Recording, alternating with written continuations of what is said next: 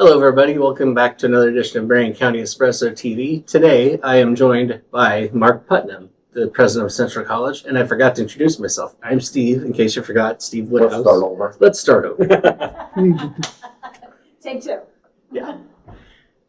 Hello again, everybody. Welcome to Let's start over. I was going to say, what happened, Monty? You're messing me up, Monty. That's all you're knocking this down. Right, stabilized everything. Okay. Mm-hmm. Hello, everybody. Welcome back to another edition of Marion County Espresso TV. I'm your host, Steve Woodhouse. I'm joined today by Central College President Mark Putnam. Welcome, my friend. Thank you. Good to see you again, Steve. So, how are things going this year at Central College? Really well. The energy of students is what enlivens all of us. And so this is my 43rd year in higher education. Wow. And my 16th at Central, and it never gets old. The enthusiasm that students bring and the vitality they bring to a campus. You know, I think when I finished college, I just couldn't possibly leave a campus. I had to be part of one, and that's just been the journey of my life. And so we're off to a great start for the fall. So is your enrollment strong this year? Yeah, it's steady. And I think steady these days is what we're really aiming for, consistency, high quality in our students. And so as we look at where we are in these recent years, we've been between 1,000 and 1,100 essentially. So this fall we're about 1,050, and that's right in a spot that works for us. It fits within our budget framework. It's what we expect to see in terms of revenue overall. But really quality students as they have come in the door. You know, their average grade point average is 3.6, and they come in with wonderful qualifications, and they're great students, and we enjoy having them on campus. I know a few years ago the college reset its tuition, to make it more affordable. Is that still the case, or how are you set as far as finances, as far as tuition and books? Yeah, our tuition has been essentially the same at this low level. We made the decision after 6 years of research, and in 2019, the board made the call to say let's adjust our tuition policy and go with a whole different framework of thinking. And so as we implemented that in the fall of 2020, it has been something that has served us really well. When you look now, some of our colleague institutions we admire greatly are showing sticker prices of around $70,000. And that just to me feels like it's an overwhelming hill for a family to climb. I was talking with someone earlier today, noting an institution on the East Coast is now at $83,000, just a small liberal arts college, not unlike Central. So for us, when we're talking about tuition that's in the low 20s, it makes more sense. Years ago, I was in a group information session with parents, and a mother raised her hand and said, "I don't understand. Why don't colleges just charge what it costs?" And that was such a compelling way of describing it, So when I listen to our faculty and our coaches and our admission staff as they're engaging with families, it's such an easier conversation because the pricing makes sense to them as they look at it together. So it's been serving us very well, and we're really supportive of this moving forward. And in light of what happened earlier this week on a campus in Utah, how is the political discourse on Central College's campus? Central's such an interesting place. I remember when I came in 2010, the first full election cycle I was a part of was the 2012 election. And of course I was curious, right? Especially coming from Boston, where we were at the time. What is it like at Central? And so as the election night passed and I was talking to people in the wake of that election, what it was like on campus, it was described to me that the college Republicans and college Democrats watched the election returns together, and then they came in, they had a whole plate of or trays of cookies, and there were blue frosted cookies and red frosted cookies, and they came in and they selected the cookie of the party they were supporting, and they watched the returns together. And so when I look at Central and think about the notion of political discourse through time, and even in very tragic events like we have seen this week, there is respectful dialogue, there is civil discourse, there are important discussions that are there. Our prayers and thoughts are with the Kirk family, given this just tragic assassination, and the fact that it impacts our campus because we have a chapter of Turning Point USA, which is the organization that Mr. Kirk, of course, have helped to found. And so we are sensitive to students who are feeling that impact keenly and offer them our support and help.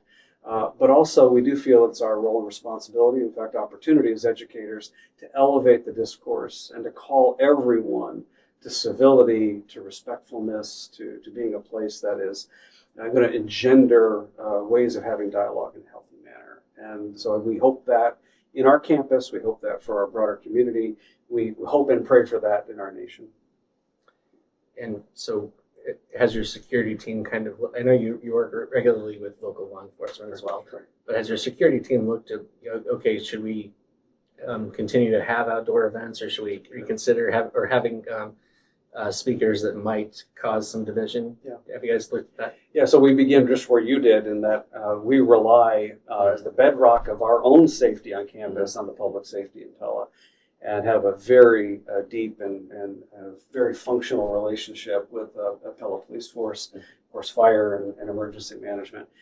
So we're grateful to them. There is nothing that would present itself in our estimation that would be a concern. So, where we have larger scale events, outdoor events, so our opening home football game tomorrow, and we hope everyone comes.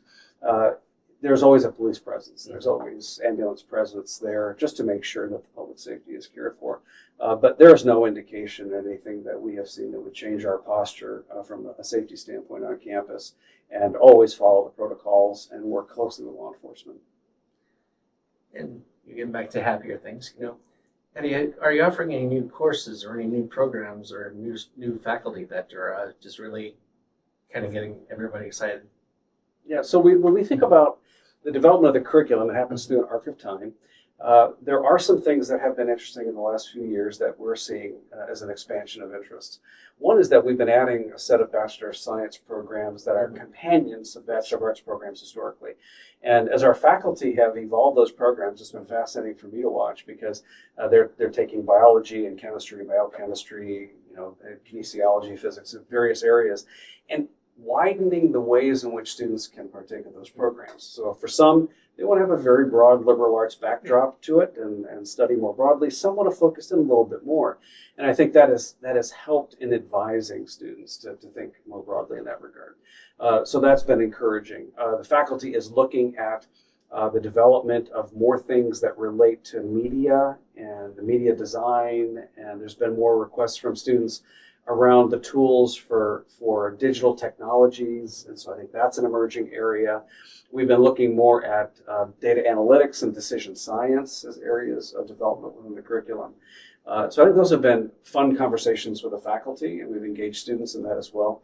And we remain hopeful that the curriculum, which is always evolving, always evolving, it's a process that unfolds through time, is developing. And so when you look back through the history of Central College's curriculum, it has gradually morphed and changed with what society needs and expects, and what the students who receive our the employers and the graduate schools and professional schools who receive our graduates, what they hope and expect to see. And that kind of leads into what I was going to ask next. How do you choose what courses or what areas to focus on, given that things do change so quickly? And like I haven't been out of school for that long, but there's so much stuff that has changed since then. We rely a lot on advisors from outside. One of the things I do, which is informal, but I would tell you it's instructive for me, is every time I'm in the presence of a corporate leader or someone who hires graduates or is engaged in that work in some form, I ask them what they're looking for and what matters most to them. What's interesting to me is that the answer I get uniformly, the single most common answer, is a well-rounded graduate. That they say within their own framework of professional work, they have to develop these people in their corporate context. So if you have an accountant that's coming out, they need the competencies of basic accountant work that you would expect a college graduate to have. But it's a specific industry, and it's a particular way of doing things or systems that are there, and it's always evolving. So one corporate leader said to me in this context, we teach accounting all day long at our corporation. What we can't teach is work ethic.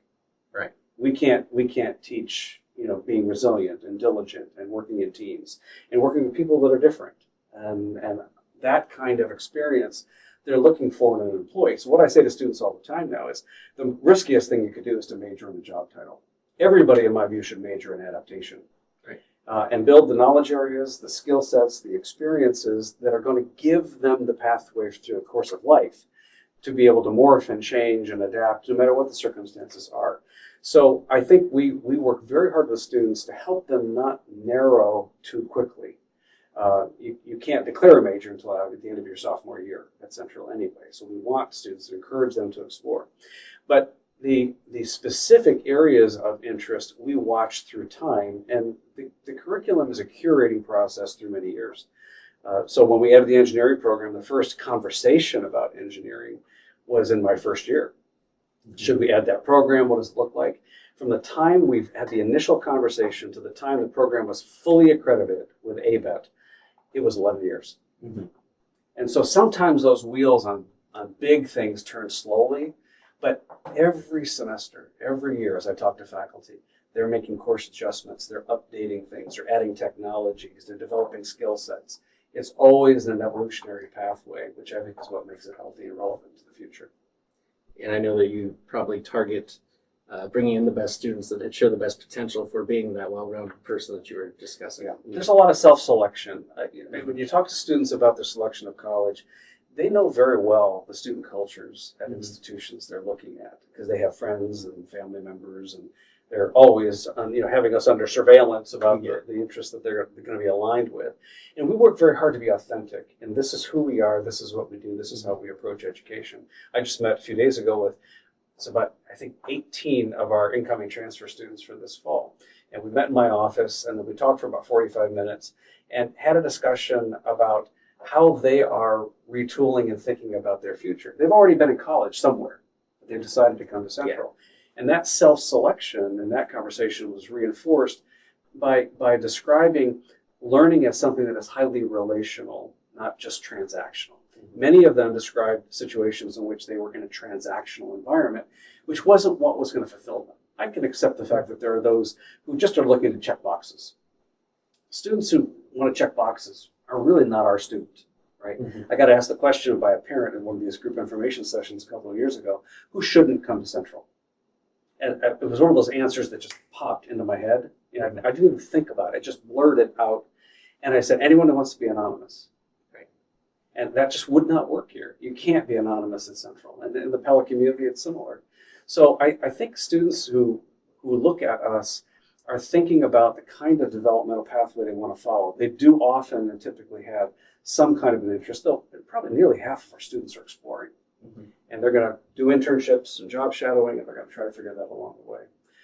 So it's this process of uncovering or discovering the pathway that will be most meaningful for students. And it changes through time as they're growing and developing. And I think that's the richness of experience. So we encourage them not to narrow too quickly, but we try to give them a wonderful portfolio of opportunity.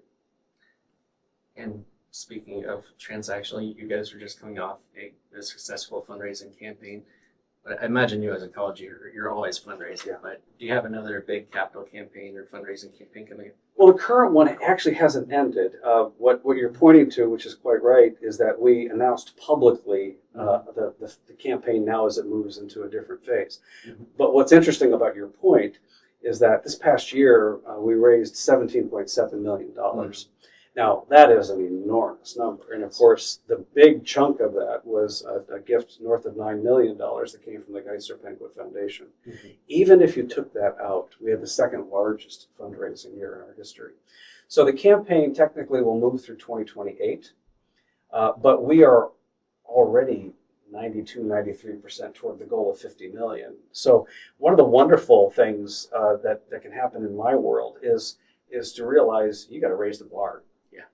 And so I think even though we'll exceed that goal as we had laid it out, we'll reset our sights because the ambitions of our alumni community, our donors and supporters, the corporations and foundations that are part of our world here, they have unbridled enthusiasm for us. It was obvious based on the kind of giving we saw this past year. We set new records for the Journey Scholarship. We set a new record just in the 48-hour challenge we had a few days ago. That set a new record. Annual giving support is at all-time highs, and our endowment is growing. And so that vote of confidence in terms of the resources that people are sharing with us precious resources are encouraging to us to know that we're on the right path. And we've discussed in the past about how sometimes colleges go away, and Central's not going to go away anytime soon with this kind of support. So, what kinds of goals do you have for the future? You say you're always evolving and stuff. Have you established any future goals for? Yeah, so there's things that we're beginning to look at on the horizon that are curiosities. So I'm a real student of the history of higher education, and a lot of my writing and background is in that field. So I look for recursive patterns through time and how innovation cycles and changes in business cycles and where public policy is moving to try to understand the changes that are coming. Among the things we're looking at now is what's the role of a campus in the future, right? If we were starting the college today, we wouldn't probably build the campus we have as it is. It's a 172-year-old institution, and 1905 is our oldest building in Jordan Hall. So you would think differently about it, but you evolve and adapt in a way that will make that work. But I think the strategy we talk about most is it makes more sense in the long-term future to be what we call asset light. Yeah. Specific facilities that make sense for our interests in terms of academic programs and performance spaces and competition spaces for athletics. And so how we think about a campus isn't just about building the way they were built in the 1970s, right? So we look at buildings now that came around in the 1970s. They're now 50 years old, and we're thinking about renovating and changing and adjusting. I always remember when I go past Jordan Hall, there's a big etched sign on the front of it that says natural sciences. Well, natural sciences hasn't been in that building for generations. So there's always this shift that's occurring in this time frame. So that's one thing, is I think understanding the scope of the physical space, the assets that are necessary, which is much more technology driven these days. So that's the second thing that has been in our minds, is how will the continuing evolution of technology inform that future? So artificial intelligence, right? Generative AI. It's all we're talking. Super intelligence is now out there in the conversation. So how will that affect us? Well, we don't know, right? So you can look at the landscape of conversation, and there are dystopian views of the future and utopian views of the future. And of course, the answer is likely somewhere in the middle of all that. But what I think is important is that as these cycles of technological innovation take place, society remaps. And so I started working in higher education before there was a personal computer, right? I remember going on Mosaic, which was the first overlay of DARPANet that became the internet. And so I've watched these cycles through time. But I think we are at a point where another phase of innovation is coming our way, and thinking now about how do we embrace that? How will that change? What doesn't change is education. Still is, and in my view, always will be fundamentally a human enterprise. People learn from people. Absolutely. It's not necessarily the buildings or anything of that nature. It's true. And we once talked about remote learners and things of that nature, especially on the COVID years. We were talking about that a lot. Yeah. Is that still pretty strong, or are they starting to come back to living on campus? And of course, students are different depending on the institutional type. So there are those that we would say are not students who are likely to be interested or successful at Central, where it's so relational, who are looking for something distant and transactional. And sometimes, to be fair, we work with traditional age undergraduates.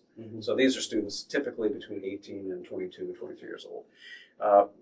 But when you're talking about adult learners, folks who are advanced in their careers, it's a very different discussion about the benefits of online coursework or remote access to courses and things like that.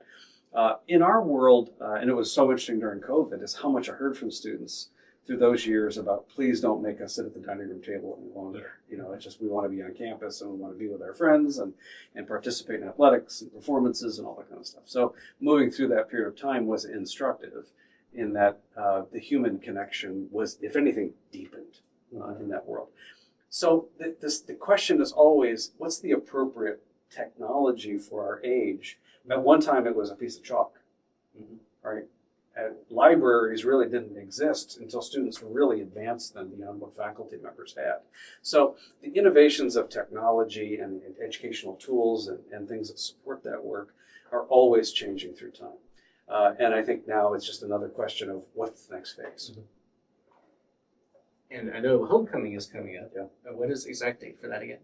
It's the last weekend in September, so the dates are going to escape me, but Yeah. you can find that on the calendar. It'll be there. What are you looking forward to showing off to the alumni the most? Yeah. So, first of all, the thing that's the most interesting to me when I interact with alumni, and what is most potent in their view of the college is their interactions with students. Mhm. There's nostalgia for sure about a space on campus, or they played on a court or the field, or they performed in Doustra, or they were in this classroom, or they remember something. There is absolutely no substitute for homecoming being about home. Mhm. And so for many people, it's about circling back to the faculty that were very much a part of their lives as mentors, or some of our coaches, or deans, or others serving in student development. The human connection is what drives homecoming all the way.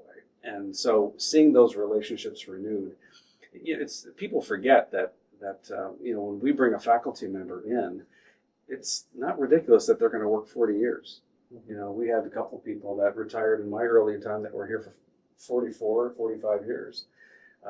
We've had several employees who have been around for 50 before they retired. So that kind of connection was embodied for me in a faculty member who retired a few years ago. And I was saying, so you sure you're ready to retire? You've been taught here for 40 plus years, but you still got life in you. And he says, well, it was one thing for me to get to the place where I was teaching the children of graduates I had taught before. But when I started teaching the grandchildren of people I had taught, I realized I might be at the threshold. Maybe.